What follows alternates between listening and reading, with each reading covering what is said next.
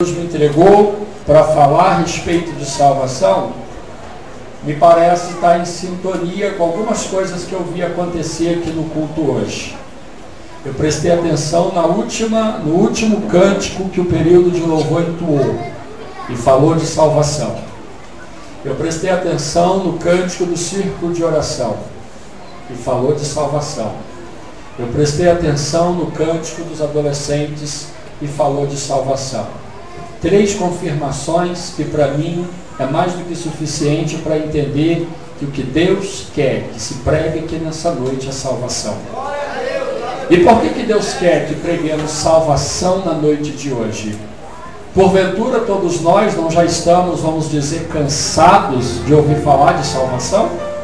Porventura todos nós não já estamos, vamos dizer, fatigados de tanto ouvir falar que Jesus vai voltar, que Jesus vai voltar, que Jesus vai voltar?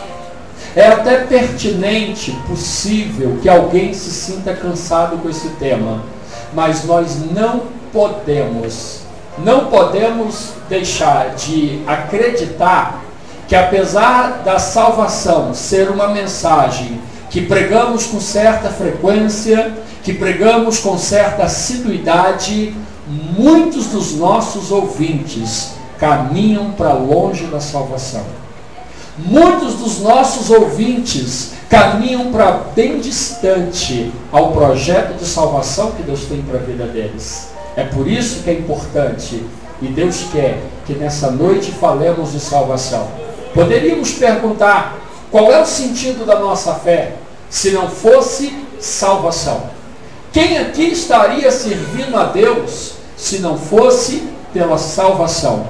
Para que nós aceitamos a Jesus Cristo se não for para a salvação? Não existe razão em andar com Jesus Cristo se você não almeja a salvação. Não existe razão em entregar a vida para Jesus Cristo se você não busca pela salvação. Não existe significado em alguém que se declare crente em Jesus Cristo, mas que despreze o caminho da salvação. E nós então vamos observar o que nós estamos fazendo com a nossa vida, como está sendo os nossos passos, que tipo de decisão temos tomado para a nossa vida. O texto que Deus me deu começa com uma parábola que era um método, uma forma que Jesus Cristo usava em diversas ocasiões para poder transmitir um recado para o povo que lhe ouvia. A parábola que Deus, nessa ocasião, através de Jesus Cristo, fez chegar ao coração do povo, começa com um episódio muito comum entre todos nós. Quem aqui nunca desejou o casamento? Quem aqui nunca pensou numa festa de bodas? Quem aqui nunca pensou numa festividade que vai engrandecer e vai se fechar com chave de ouro? Todo aquele sonho que se constrói para o casamento. Aqui diversas pessoas já casaram. Outras estão caminhando para casar. E algumas outras desejando que esse dia chegue na tua vida. É exatamente esse evento que o Senhor pega. Ele pega esse evento para poder usar uma parábola e falar de algumas coisas importantes concernente à salvação. Começa dizendo que um determinado rei monta uma grande festa, e a festa era uma festa de núpcia, era uma festa onde todos deveriam ter alguma atenção voltada para aquela festa. Festa de núpcia não era uma festa de aniversário, onde as pessoas poderiam ir de qualquer jeito.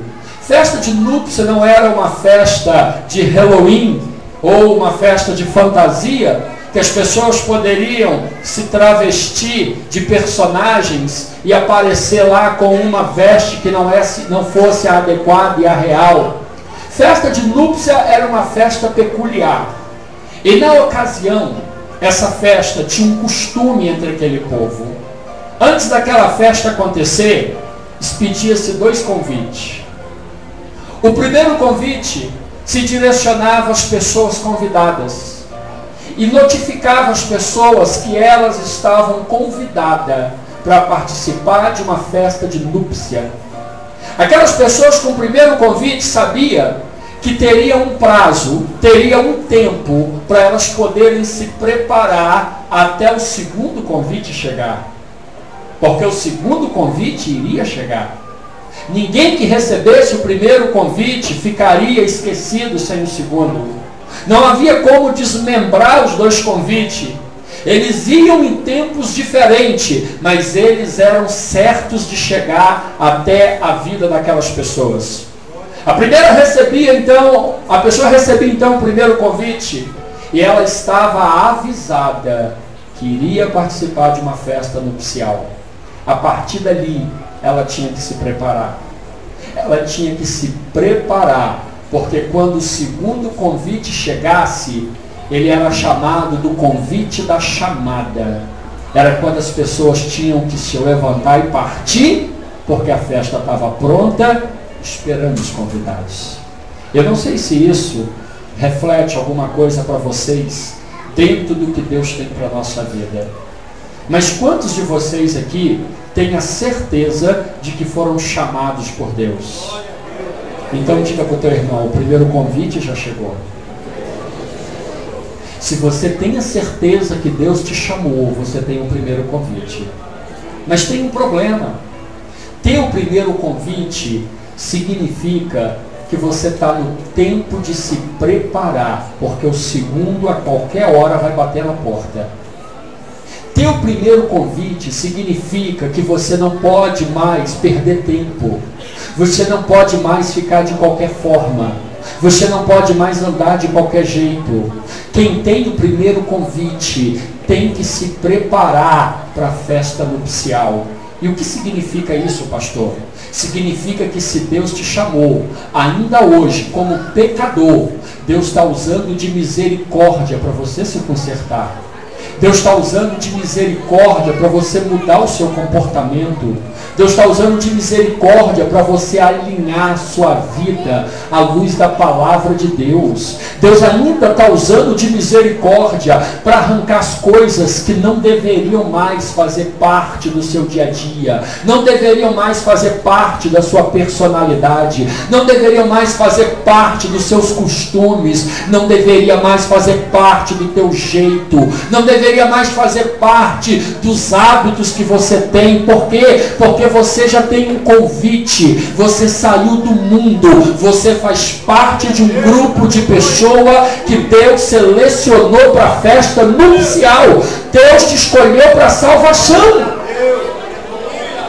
Mas o problema é que havia pessoas que recebiam o primeiro convite e destratava aquele convite.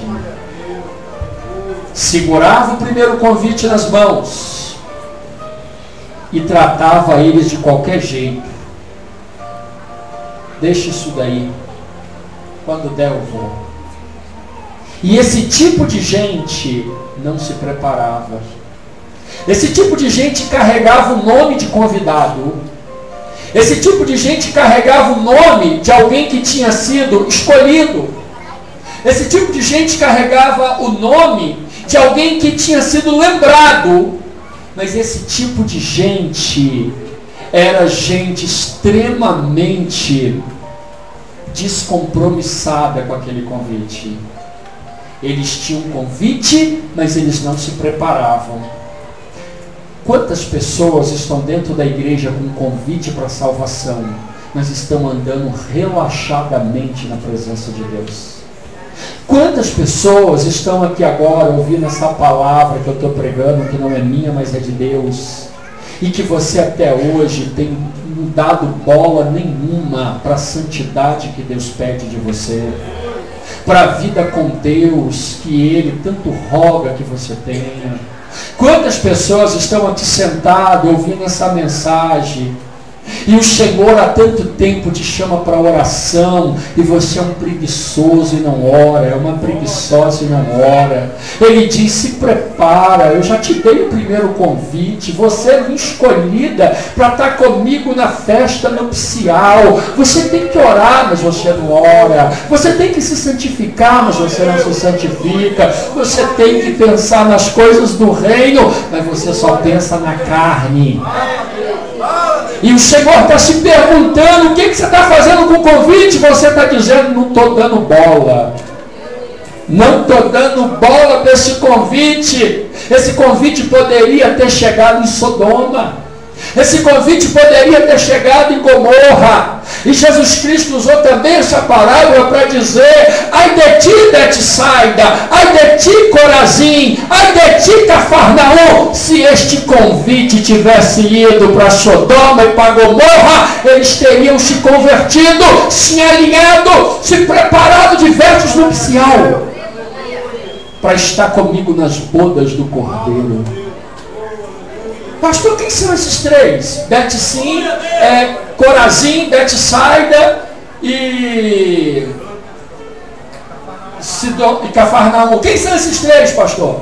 São três cidades religiosas, mas que mataram Jesus, pisaram no sangue de Jesus, desprezaram Jesus, viram o milagre, andaram com Jesus e assistiram o milagre. Paralítico andou na frente dele, cego enxergou na frente dele, mortos saíram de dentro das catatumbas. Eles viram o poder de Deus, mas eles não se converteram. Porventura você não tem sido uma pessoa que assiste milagre? Vê Deus fazer, balançar, acontecer? Porventura você não é uma pessoa que tem visto o poder de Deus? Conhecedor desse poder? Sabedor que Deus muda, que Deus transforma? Porventura você não é alguém que assiste todos os dias a manifestação desse poder no nosso meio? Você é! Mas não se converte. Igreja para você é mais uma moda, porque todo mundo vai nessa moda. Hoje em dia traz muito benefício ser crente. Ser crente é ganhar o perdão da mulher que você traiu. Ah, você é crente? Agora eu sou. Ela, então te perdoo. Mas Deus vai te pegar, seu cafajeste. Deus vai te pegar, seu canalha. Deus vai te pegar, você que se esconde aqui dentro da igreja, mas não se compromete com a salvação. Não está nem aí para a santidade com Deus. Deus te chamou para ser separado. Deus disse: eu te separei, você é meu. Mas você fala assim: eu não quero ser separado, eu quero a lavagem. Lavagem, pastor? Também está na Bíblia. Lá no Epístola de Pedro está escrito: e a porca lavada, ela depois de limpa, ela vai e volta no meio do lamaçal e se revolve no meio da lama. O que é isso, pastor? É o crente que Deus arrancou do mundo, tirou do pecado, tirou do tráfico, da droga, do álcool, da prostituição. O crente que beijava na boca de um monte de gente, pegava um monte de bactéria, doença. O crente que passava a língua em todo canto. E Deus falou: chega dessa miséria, seu infeliz, eu vou mudar a sua vida. Te trouxe para dentro da igreja, você é tudo para ser limpinho. Eu estou com saudade da lavagem, da lama. Aí vai a crente porca, o crente porco, vai lá se revolver no meio da lama, se suja. Aí volta e diz assim: pastor, como eu estou? Vai, sua crente porca e seu crente porco. Deus te chamou para viver na santidade com Deus. Você está dentro de uma igreja que prega a palavra, que anda na verdade. Pastor, essa palavra é muito dura, porque você não ouviu o vomito do cachorro. Porque a Bíblia diz que também esse crente se compara ao vomito do cachorro, porque o cachorro, quando come o que não presta, ele não aguenta e ele faz força e põe para fora. Vomita! Depois que ele vomita, que ele já está limpinho, que ele botou o alimento contaminado para fora, que ele jogou as bactérias para fora, que ele expeliu o que não prestava para fora, ele sente saudade e vai lambendo o vomito, e vai lambendo. Deixa de saudade do mundo, crente ruim. Deixa de saudade das coisas carnais. Deixa de saudade do velho homem e da velha mulher. Deus te chamou para ser servo fiel, serva fiel. Você está dentro da palavra, você está dentro da casa do rei. O primeiro convite chegou na tua mão. E o rei está dizendo: o segundo convite eu estou enviando. Mas como que acontece o segundo convite? O segundo convite acontece de forma instantânea. Quando ele chega, ele é o passaporte para você embarcar, fazer o check-in e partir. Não tem tempo. Eu estava no aeroporto com a minha mãe ia viajar para Brasília, Belém do Pará. E de repente, como ela é uma senhora idosa e voou uma ou duas vezes, com medo de acontecer alguma coisa com ela, eu solicitei no balcão da companhia que colocasse uma pessoa à disposição dela. E aí a companhia ofertou uma pessoa, uma aeromoça lá, para ficar à disposição dela.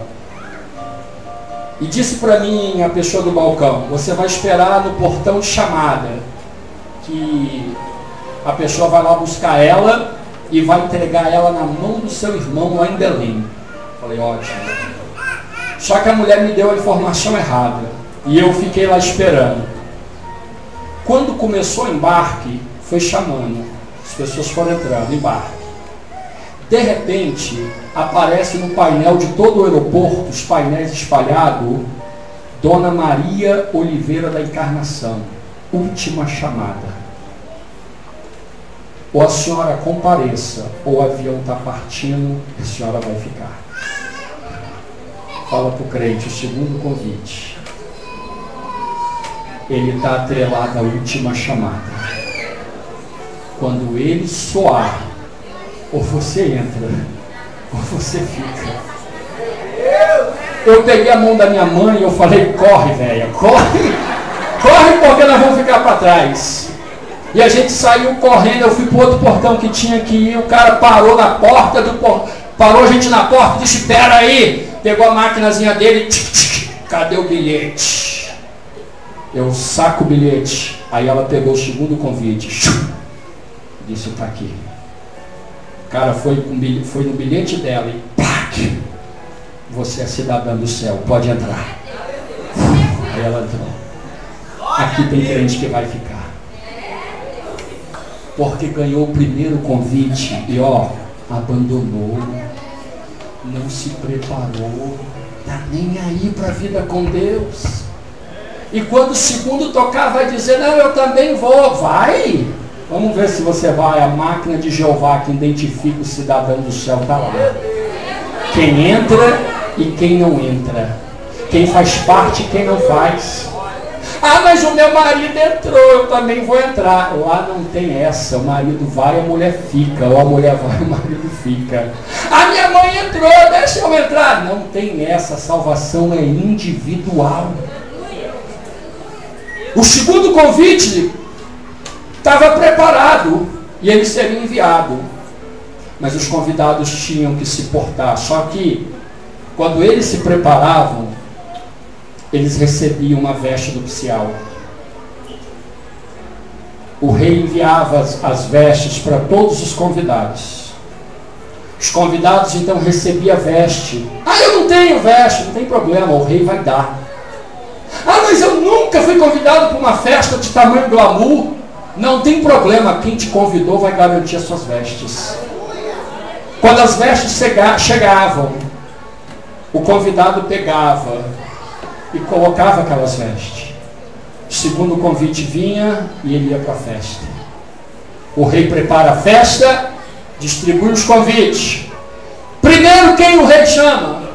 Chama os amigos, chama os de casa.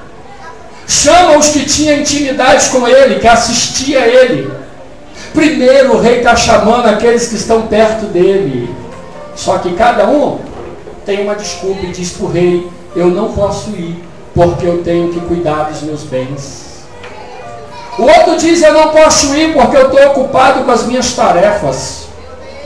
O terceiro diz, eu não posso ir, porque a minha vida está muito corrida. E cada um foi dando desculpa que não podia ir. Sabe o que é isso? Cidade de Betsaida, de Cafarnaum. As cidades que viam o milagre de Deus, mas não se entregava à mudança. As cidades que assistiam Deus fazer coisas tremendas. Não é isso que todos os dias assistimos. Vemos Deus transformar homens que você e eu não acreditava que poderia ser transformado. Assistimos Deus mudar mulheres que a gente dizia está perdida, não tem jeito. Vemos Deus fazer sinais e milagres. Essa gente foi que Deus convidou primeiro, mas essa gente desprezou. Posso falar uma coisa? As pessoas mais difíceis de se converter são os crentes velhos. Os crentes velhos têm uma dificuldade enorme de se converter. Por quê? Porque eles se julgam preparados. Eles se dizem estar prontinho, não precisa de mais nada, já aprendi tudo que tinha que aprender. Agora é para esses novatos que estão chegando. É melhor ser novato, criança. É melhor ser pequenininho. Está sempre disponível a ser mudado e transformado pelo poder de Deus, do que se sentir tão grande ao ponto de ser engessado e não suportar mais o mover de Deus na sua vida. A Bíblia diz que muitos serão chamados, mas poucos escolhidos. Existe um texto sagrado que a palavra revela um mistério muito profundo, que os primeiros serão os últimos, mas os últimos serão os primeiros. Uma grande classe de pastores, evangelistas, obreiros, obreiras e líderes não vão alcançar a salvação. Eles vão ajudar muita gente a chegar no céu e eles vão para o inferno. Que isso, pastor? Exatamente porque o coração deles se endureceu e eles não têm mais o primeiro amor, que é pertinente na vida de todo novo convertido. O novo convertido, você diz para ele, olha, muda nisso e muda naquilo. Ele imediatamente corre para mudar. Fala para o crente velho mudar alguma coisa. Fala, você vai ver a tempestade que você vai formar. Nós precisamos de ser como crianças, humilde, pronta a ouvir a voz do Senhor, caminhar para a transformação do que Deus tem para a nossa vida. Jamais, jamais, jamais se aborrecer com a correção. A correção é saudável, a correção nos transforma, a correção nos leva à mudança. A altivez nos destrói, a soberba acaba com a gente, o orgulho destrói a nossa vida. O rei preparou tudo, chamou os de casa não tiveram interesse. Sabe o que ele disse? Tem problema não, deixa eles com as ocupações da carne deles. Estavam todos ocupados com os bens materiais e com as coisas dessa vida. Vai lá nos vilarejos, vai lá nos viadutos, debaixo das pontes e chama todas as gente que você encontrar. Os servos fizeram o quê? Foram lá. Chamaram aquele tipo de gente que ninguém dava nada por eles. Olha, Deus confirmando que os primeiros serão os últimos e os últimos serão os primeiros. Foi debaixo dos viadutos, pegou os mendigos. Foi debaixo das pontes, pegou os maltrapilhos. Foi no meio das ruas, pegou os que estavam jogados no meio das ruas. Trouxe todos eles, deu para eles o primeiro convite e disse, você está convidado. Deu para eles a roupa e disse, aqui está as vestes nupciais, se prepare e vai. Deu o segundo convite e disse, pode entrar, a festa está preparada. E a Bíblia diz que a casa encheu. A Bíblia disse, João viu, quando milhões de milhões, quando milhares de milhares, milhões de milhões vinham de todos os cantos da terra e povoavam o céu. Deus está chamando homens e mulheres para a salvação. Você e eu somos os primeiros convidados, mas se você e eu não quiser, os mendigos lá fora quererão, e ele buscará eles lá fora, trará eles para a presença, vai dar um banho neles de palavra de mudança, um banho de transformação, vai colocar um ornamento de veste preciosa e vai dizer, vai meu filho, porque as bodas te esperam. E você é crente, você vai ficar com a história. Pastor, o que é história? É contando o que aconteceu para os que aqui também ficarem. Foram arrebatados. O pastor sempre pregava, mas eu sempre estava pensando na carne. Eu sempre queria as coisas do mundo. E eu fiquei. Eu espero que você não esteja aqui para ficar contando história. Porque o Senhor hoje te chama. Te chama para se dedicar à salvação da sua alma. Para Satanás não te trazer, te fazer levar à destruição. O rei convidou todos eles encheram a casa. Mas aí, diz a Bíblia que o rei se levantou. E foi fazer o quê? Foi andar entre os convidados. E ele então saiu do seu trono, botou a mão para trás,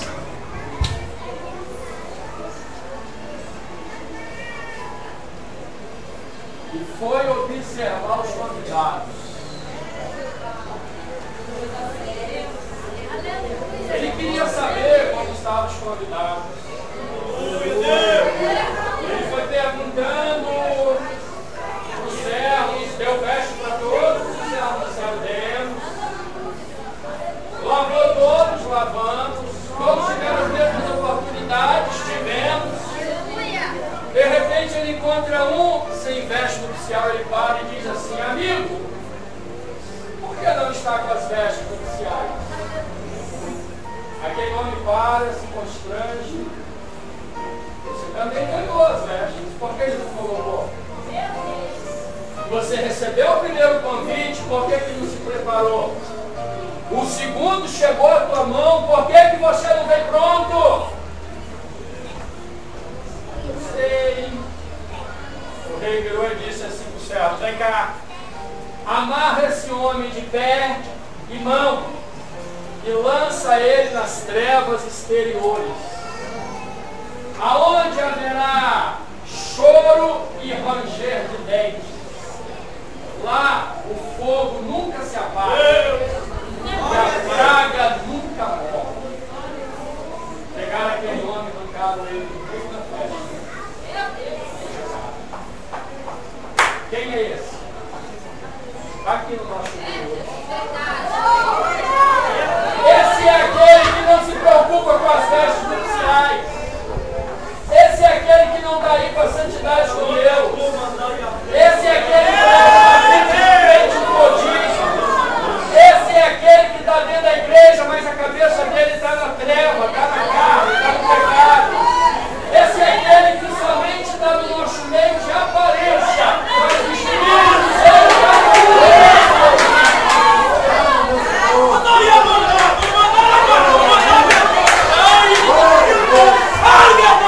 ainda hoje ele pode mudar, mas se não mudar, ele vai ver um dia o seu pé e sua mão ser amarrado e ser lançado nas trevas exteriores. Quando ele acabou de fazer aquilo ali, ele disse: agora está pronto, pode começar a festa. O céu está mais perto de você do que você imagina. A qualquer momento as trombetas vão tocar. A qualquer momento o Senhor aparecerá nos ares para buscar uma igreja que há 2000 anos espera por Ele. Há 2000 anos Ele disse com a própria boca: eu vou para o meu Pai preparar lugar para que aonde eu estou estejai vocês também. Uma igreja que espera 2000 anos tem se comportado como as virgens loucas. O azeite tem se apagado, não tem se preocupado em manter a chama acesa, e a cada dia que passa vivem mais na carne do que no espírito, vivem mais nas trevas do que na luz. A Bíblia diz que vós sois luz de Cristo. A Bíblia diz que vós sois sal da terra. Se o sal vos tornar insípido, para nada mais presta. Pastor, o que é ser sal da terra? É ser tempero. Se as igrejas por aí estão na carnalidade, você é o tempero. Você tem que ser a santidade em pessoa. Se as igrejas por aí estão no pecado, você tem que ser a santidade em pessoa. Se as igrejas por aí estão na profanação, tem que olhar para você e ver o brilho, o ardor de Cristo na sua vida. Se as igrejas por aí já perderam o seu sabor, estão insípidas, você tem que ser sal, você tem que ser sal, você tem que ser sal e temperar esse mundo. seja santo, como o Senhor é santo, porque santo tem que ser a nossa maneira de viver. Palavra de salvação. Céu não é para todo mundo, é para poucos. Se você é alguém que está trilhando no caminho do Senhor por conveniência, continue do jeito que você está, que você vai muito bem desse jeito. Agora, se você é alguém que está trilhando no caminho do Senhor para salvação, dê um passo de mudança hoje na sua vida. Cave um poço de oração na sua casa. Diga para Deus: do lado dessa cama que eu durmo todos os dias, eu, a partir de hoje, eu invoco a sua presença aqui. É aqui que eu vou orar todo dia. Eu quero o anjo do Senhor aqui do meu lado. Eu não aceito ser quem eu tenho sido, não aceito ficar como eu tenho ficado, não aceito pecar como eu tenho pecado. Eu quero mudança. Se é isso que você quer, é tempo de se arrepender. Sai do seu lugar, vem orar diante do altar e vem dizer para Deus: é tempo de mudança. O Senhor hoje escolheu falar disso.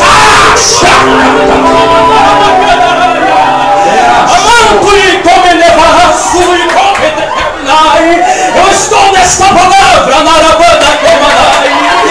Xarabarraçubi de provas para e quantos de Comanai, Comanaraçubi de Canaraia estão vivendo uma vida despreparada, terra súbia. Anaia Comeneba Comatu que Pedekebinai. Não estão ligando, não estão se preocupando com a minha volta. Terra Anaia Comanaia Subi de provas. E quantos de Comanara Súria vão ficar para trás, hein, de Comanácia.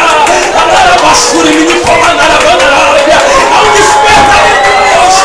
Eu estou usando meu papel para falar. Se atenta, dê ouvido na Comana Subi de Comanábia. Muda de vida, se arrependa enquanto há tempo. Derabasuri me Comanasuri me Canaraia. Diz o Senhor Jeová, diz o Deus Todo-Poderoso. É tempo de mudança. Venha, dobra o teu joelho, se humilha diante do Senhor. Não tem ninguém aqui para apontar dedo para você.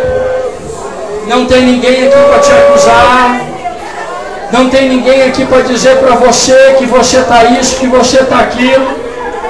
Mas você mesmo precisa de olhar para dentro de você agora e dizer: eu quero mudança. Eu quero mudança. Eu quero transformação pela palavra.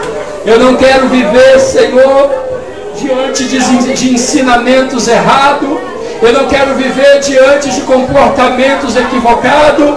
Eu quero andar na Tua palavra.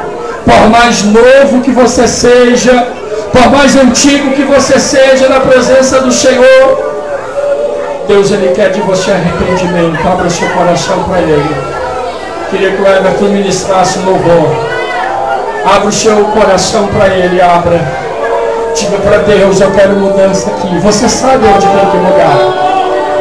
Você sabe aonde tem que mudar.